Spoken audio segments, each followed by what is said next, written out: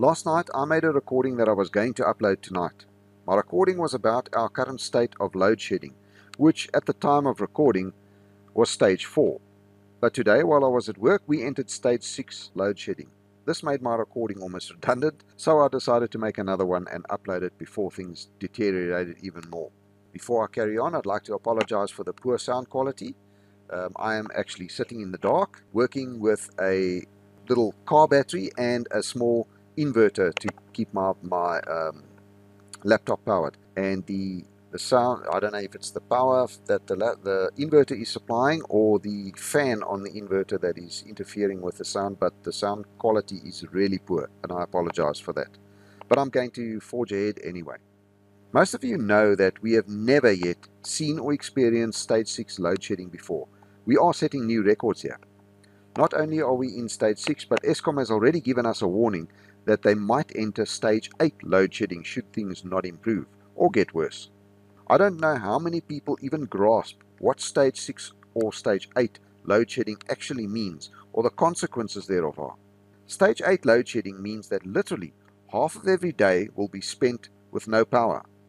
1 day out of 2, 5 out of 10, etc. I'm no expert on economics, but in my opinion, no business can survive that, particularly manufacturing businesses.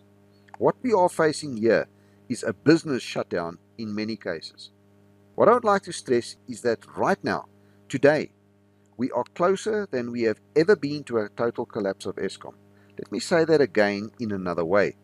Never before in our history, in the history of ESCOM, have we ever been closer to a total shutdown of ESCOM and our source of electricity than we are right now. It could literally happen now, today sometime, tomorrow or the next day. It's that close. I have spoken about what will happen if ESCOM should shut down before, so I'm not going to rehash all of that now. Most of you, or all of you, would have heard the so-called experts telling us that getting the grid back up from a cold start could take quite a while, up to 2 weeks or more. How many of you will say, that's not too bad, I can go a week or 2 without power? Well, under normal circumstances, it might take a week or 2, or a little bit longer. But under the current circumstances, I am leaning towards the opinion that if ESCOM did collapse today, and the fire went out, so to speak, we would not recover from it. We all know about cable theft and illegal connections. We all know about the destruction of substations to get hold of the copper inside the windings of the transformers. We all know about these copper thieves literally scheduling their activities around the load shedding schedules.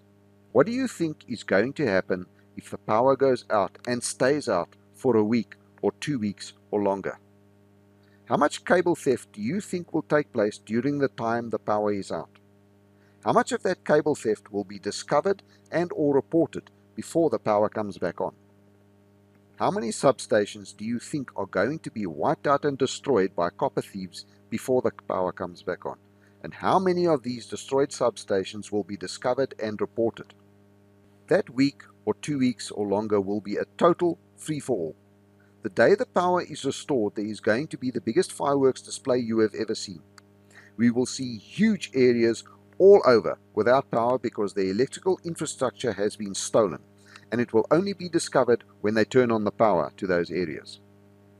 That will take weeks or months to repair, and while those repairs are taking place, more cable theft and destruction is taking place.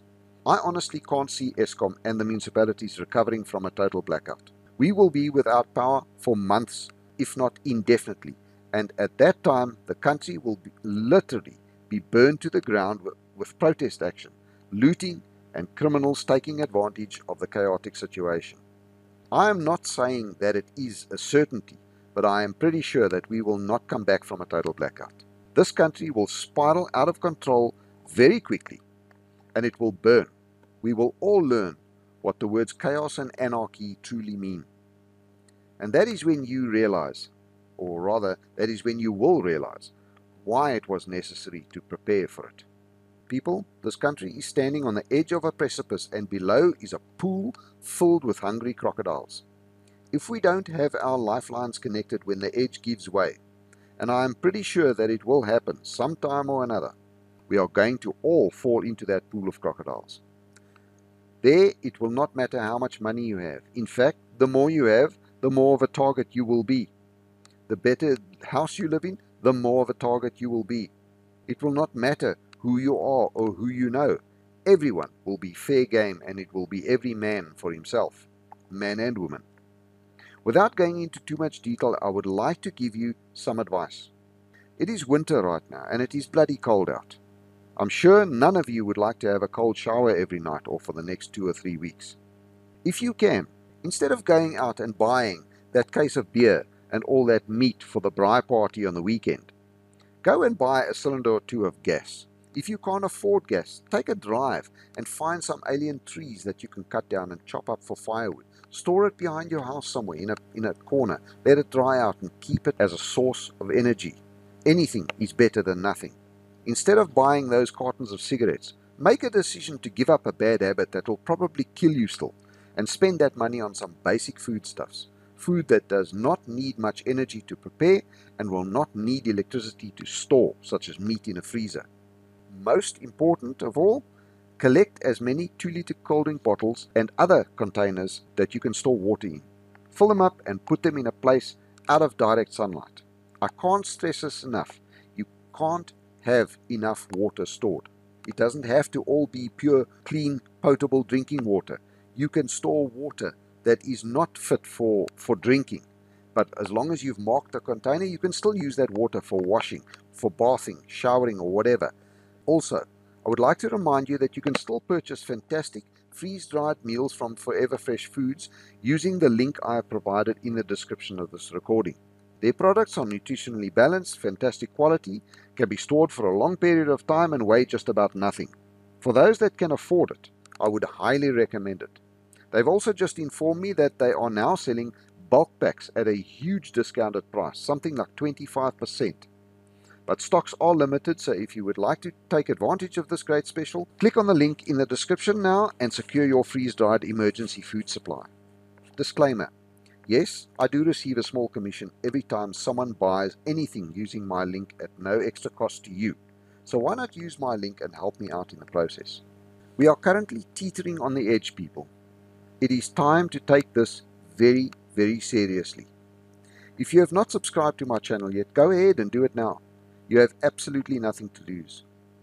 While you're doing that, click on the bell icon and choose all to receive notifications every time I upload new content. Also, remember to like and share this recording. It's the only way that my message gets out there. If you would like to make a contribution to my channel, in the description field I have provided ways in which both local as well as international contributors can make a contribution. If you would like to make a crypto contribution, also in the description field I have provided a Bitcoin as well as an Ethereum wallet address. If you would like to contribute any other crypto, simply send me an email to the email address also in the description field, and I will reply with a relevant wallet address. To all those amazing people who do contribute, no matter how big or small your contribution, I say a huge, huge thank you. Without you, this channel and its content would not be possible. Until next time, be safe out there.